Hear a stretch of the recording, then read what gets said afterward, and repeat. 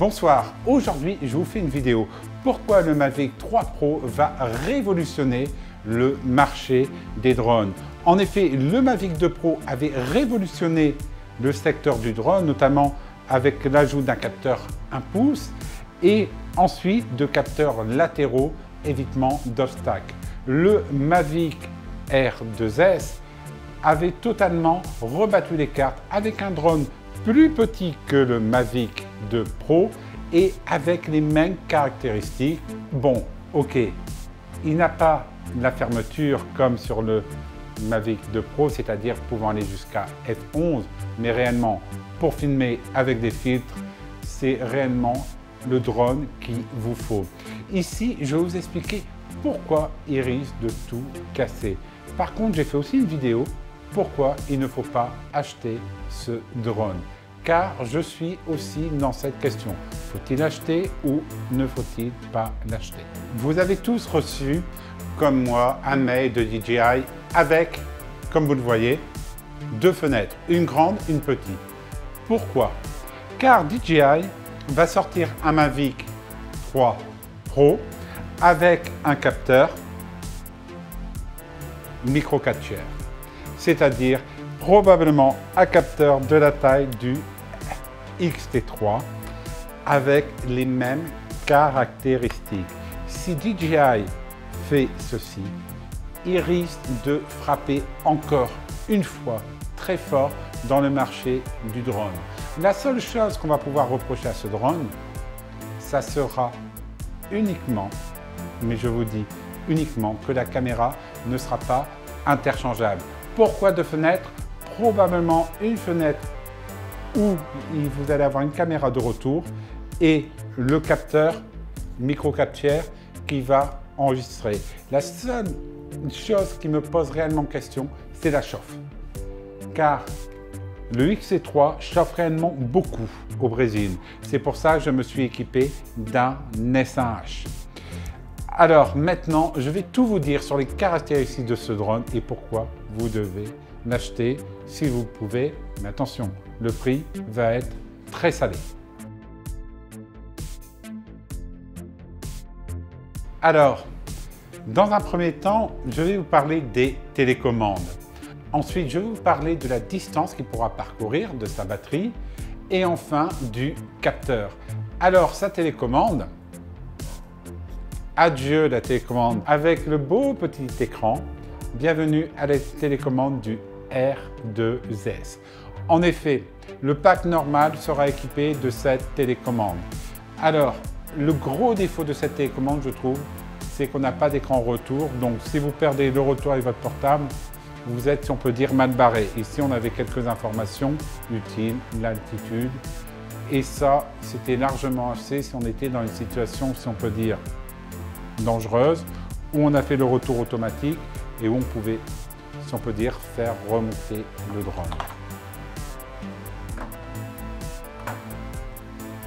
Maintenant, son système. Le système de transmission, il pourra aller jusqu'à 15 km de distance. C'est incroyable. Au Brésil, il faut savoir qu'ils sont utilisés dans le monde de l'agriculture. Et dans l'agriculture, ils ont besoin de drones qui vont à des distances aussi loin, notamment soit pour sécuriser les plantations, soit s'ils doivent monitorer une plantation. Alors, on fait une petite pause. Maintenant, on va parler des prix. On parle qui sera autour, le pack normal qui sera autour de 2299 $. Le flag combo sera à 2799 $. Et enfin, le top du top, la ligne cinéma sera à 5199 $. Avec bien sûr le nouveau contrôleur de DJI, avec bien sûr le Smart Controller le nouveau contrôleur de DJI. Ça fait quand même une sacrée augmentation par rapport au Mavic 2 Pro qui était proposé à 2000 $ au début. Ça fait une augmentation d'environ 25% par rapport à l'ancienne génération. Et ça, c'est incompréhensible. Car Nikon nous sort un appareil photo extraordinaire, son Z9 il me semble, à 5000 €. 5 999 €, mais pouvant enregistrer en 8K avec réellement quelque chose d'incroyable. Ici, je trouve que le prix est réellement un peu trop cher. Mais quand vous êtes en monopole, vous pouvez faire qu'est-ce que vous voulez. Il va falloir attendre la réponse. Il va falloir attendre la réponse de Autel pour savoir si DJI va faire baisser ses prix très rapidement. DJI va lancer officiellement son drone le 4 novembre à 23 h, heure de Brasilia. Donc en France, vous rajoutez 5 heures en plus. Donc on sait pratiquement tout sur lui. Maintenant, je vais vous parler de la caméra.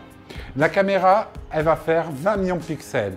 Ça sera un micro 4 tiers avec une ouverture de 2.8 à f11. L'avantage des micro 4 tiers par rapport au 1 pouce, c'est que 20 millions de pixels sur du 4 tiers, vos pixels sont beaucoup plus grands et donc vous avez beaucoup plus de lumière qui rentre. Donc ça sera idéal pour filmer de nuit. Et j'imagine que les premières images que vous allez voir vont être extraordinaires. Personnellement, j'aimerais bien voir ce drone, mais je ne pourrais pas l'acheter au Brésil car avec les taxes d'importation, il va coûter 2 à 3 fois plus cher qu'en France. Ça, c'est réellement un problème. Mais j'ai vu par exemple pour moi une énorme différence quand je filmais de nuit avec mon X-T3 et mon S1H. Vous avez la vidéo qui va arriver la semaine prochaine sur Voyage à Tiradentes avec réellement des couleurs incroyables de nuit. Par contre, quand j'ai filmé avec mon R2S, ça monte en ISO est très mauvais. Bon, on sait uniquement que ça sera un équivalent à un 24 mm, mais on ne sait pas son ISO natif. Est-ce qu'il y aura un ISO natif à 640? Est-ce qu'il y aura un double ISO comme le S1H ou le S1 de Panasonic? Car s'il aurait un double ISO, vous filmez la journée à ISO 640 et vous filmez la nuit à ISO 4000. Donc là, vous avez un gain incomparable. Car votre capteur est programmé pour 2 ISO, comme je fais avec mon S1H, où j'ai expliqué la différence entre les 2 ISO que je pouvais avoir sur cet appareil photo. Et ça, c'est incroyable. Je peux vous le dire. Quand vous passez à ISO 4000, vous retrouvez la même caractéristique que si vous filmez à ISO 640. Donc, on parle par contre qu'il va pouvoir filmer en 5,1K en 50 fps, 4K en 120 fps, 1080p en 200 fps. La résolution est moins bonne que sur le R2S, mais le capteur est plus grand. Ça, c'est pas un problème. Car en fait, avec celui-ci, vous avez filmé en 4K suréchantillonné. Mais la chose que je me pose en question, c'est est-ce que DJI bride la 5K car son capteur chaufferait. Le capteur du S1H, qui est un full frame, chauffe réellement énormément. Il est équipé d'un ventilateur à l'intérieur de la caméra pour faire baisser sa température. Et je me demande si le Mavic 3 Pro ne va pas avoir ce problème. Et j'ai une autre question aussi. Est-ce que DJI va faire une différence entre son pack cinéma et son pack normal au niveau de la caméra? Ça, c'est une grande question. Car DJI en serait capable. Mais parlons-en. On dit qu'il va pouvoir filmer en ProRes 422 HQ. Ça, c'est réellement quelque chose de très bien. Personnellement, moi, je filme uniquement en Vlog. Pourquoi? Car le Vlog de Panasonic est impressionnant. La Varicam offre des couleurs incomparables. Et vous pouvez aller voir sur le site de Panasonic la différence que vous avez entre une Varicam et une Sony au niveau de la dynamique des couleurs. Alors, parlons-en. La caméra au-dessus, ça sera pratiquement pour moi le capteur du Mavic 2 Air avec une ouverture à 4. Donc, à quoi va servir cette caméra? Elle va filmer en 4K, mais à quoi elle va servir réellement? Je ne sais pas. Je pense réellement qu'elle va peut-être servir de retour pour vous. C'est une possibilité, mais c'est ma grande interrogation. Pourquoi 2 caméras? Car qui dit 2 capteurs dit 2 chauffe. Et DJI a déjà eu des problèmes avec son Mavic 2 Pro. Est-ce qu'il ne va pas avoir des problèmes comme celui-ci avec son Mavic 3 Pro? Car je vais vous expliquer quelque chose que je n'aime pas. C'est que DJI n'a jamais fait une mise à jour sur son Mavic 2 Pro. On est toujours sur les mêmes caractéristiques qu'au début. Et ça, c'est un problème. Car chez Panasonic, ils nous font évoluer les appareils photo réellement rapidement. Par exemple, le S1H, par exemple, le S1 peut filmer en Vlog. Ils augmentent les cadences du capteur. Mais là, chez DJI, non. Alors, la chose la plus impressionnante que vous allez avoir, c'est sa batterie. On part d'une batterie avec une autonomie de 48 minutes. Bon, 48 minutes, température brésilienne. Hein. Ne rêvez pas, hein. 48 minutes en plein hiver à moins 10 degrés, ça va se transformer en 15 minutes, voire moins. Mais ça va être quelque chose d'impressionnant, car vous allez devoir recharger moins vos batteries, vous allez avoir une plus grande autonomie, c'est-à-dire que quand vous allez filmer, vous n'aurez plus ce stress en disant « je vais filmer pendant 10 minutes au-dessus de l'eau, mais je reviens tout de suite proche de la terre si j'ai un pépin ». Donc ça va être une grande prouesse.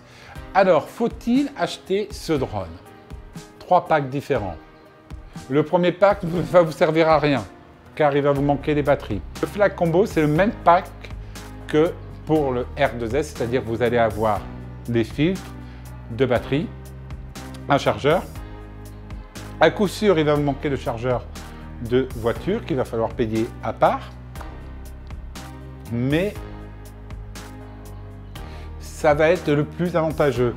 Et enfin, le troisième, avec notamment le pack cinéma, où vous allez avoir le Super Mondo Cinéma dessus, et quelque chose qui va être très intéressant, je trouve.